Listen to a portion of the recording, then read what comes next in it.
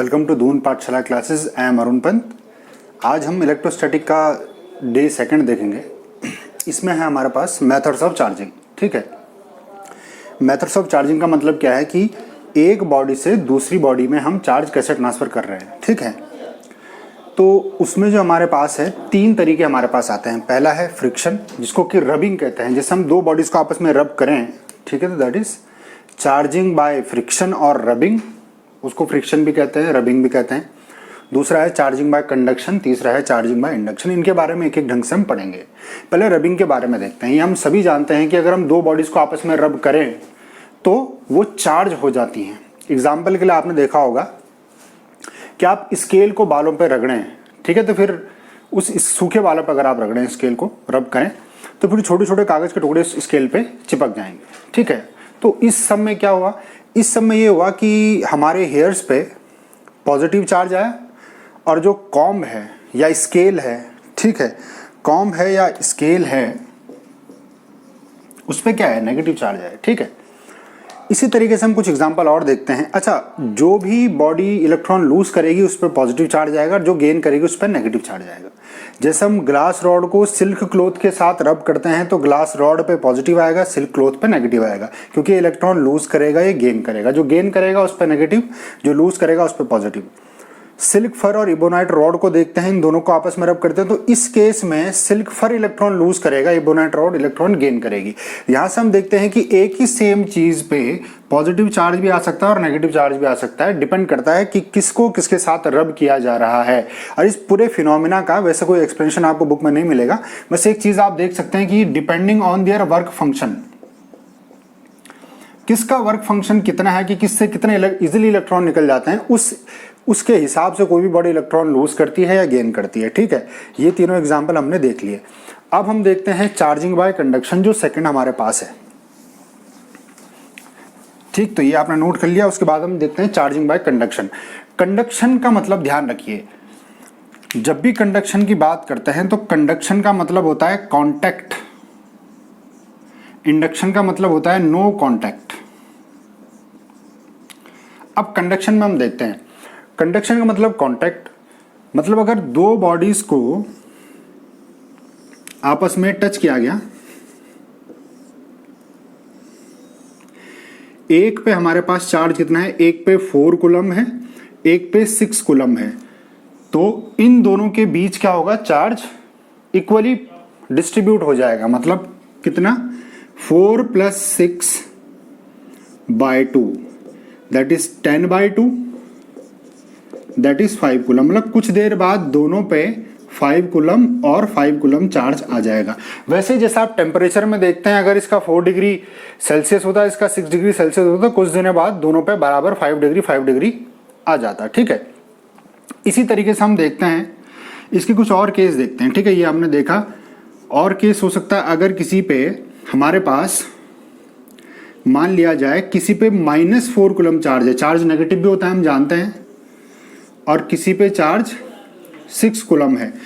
अब क्या होगा, -4 + 6/2 दैट इज 2/2 दैट इज 1। मतलब दोनों पे कितना, 1 कूलम और 1 कूलम चार्ज हमारे पास डिस्ट्रीब्यूट हो जाएगा। ठीक है, तो हमने दोनों केस देखे।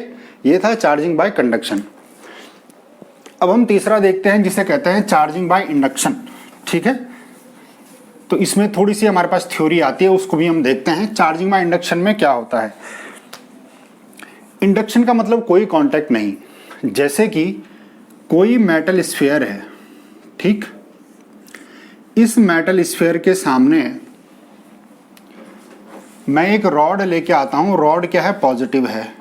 ठीक, इस पे शुरू में कोई चार्ज नहीं है और इसको मैंने ऐसे इंसुलेट किया हुआ ग्राउंड से। इसे ये हम पढ़ रहे हैं चार्जिंग बाय इंडक्शन। क्या पढ़ रहे हैं हम, इंडक्शन का फिनोमेना क्या होता है। ठीक है, एग्जाम में पूछा जा सकता है, इसको हम देख रहे हैं। स्टेप 1 में पॉजिटिव इसके सामने लाए। अच्छा, पॉजिटिव रॉड इसके सामने लाए तो क्या होगा, इसके सारे नेगेटिव चार्ज इधर आ जाएंगे, क्योंकि पॉजिटिव नेगेटिव को खींचेगा। अब सारे नेगेटिव ये यहीं से तो आएंगे ना नेगेटिव, ठीक है, तो यहाँ के वाले नेगेटिव भी यहाँ पहुँच गए, तो जहाँ से भी नेगेटिव चार्ज आता है उस जगह पे क्या चीज़ आ जाती है, पॉजिटिव चार्ज। ठीक है, ये तो पहला स्टेप था। दूसरे स्टेप में हमने क्या किया, यही सेम चीज है, नेगेटिव पॉजिटिव। अब हम इस रॉड को हटा देते हैं और इसको कर देते हैं ग्राउंड। इसको क्या कहते हैं, ग्राउंड करना है, राइट, ग्राउंड। अब क्या होगा, सारे पॉजिटिव चार्ज ग्राउंड में चले जाएंगे। ठीक है, अभी हम देखेंगे एग्जैक्टली ऐसा नहीं होता कि सारे पॉजिटिव ग्राउंड में चले जाएं, लेकिन आप ऐसा मान लीजिए कुछ देर के लिए कि सारे पॉजिटिव ग्राउंड में चले गए। ठीक है, तो कुछ देर बाद अगर सारे ग्राउंड में चले गए तो क्या होगा, अर्थिंग जिसको कहते हैं, राइट। वैसे तो ग्राउंडिंग और अर्थिंग में भी बेसिक सा डिफरेंस होता है, वो भी हम देखेंगे कभी। तो ये पॉजिटिव सारे नीचे चले गए, तो इस पूरे पे क्या बच गए, नेगेटिव चार्ज। तो इससे हमने क्या सीखा, एक मेटल स्फीयर जिस पे शुरू में कुछ भी चार्ज नहीं था, इस पे शुरू में कुछ भी चार्ज नहीं था, ठीक, कुछ भी चार्ज नहीं था इस पे शुरू में। फिर मैं इसके सामने किसी रॉड को लेके आया, पॉजिटिव रॉड थी, तो इसके सारे नेगेटिव इधर आए और सारे पॉजिटिव इधर। पॉजिटिव को मैंने ग्राउंड कर दिया, पॉजिटिव ग्राउंड में चले गए, अब मैंने ग्राउंड को हटा दिया। ठीक, अब क्या बचे इस पे, नेगेटिव चार्ज। मतलब मैंने किसी स्फीयर को, मैं कह सकता हूं, अगर क्वेश्चन क्या पूछेगा इसमें, हाउ टू मेक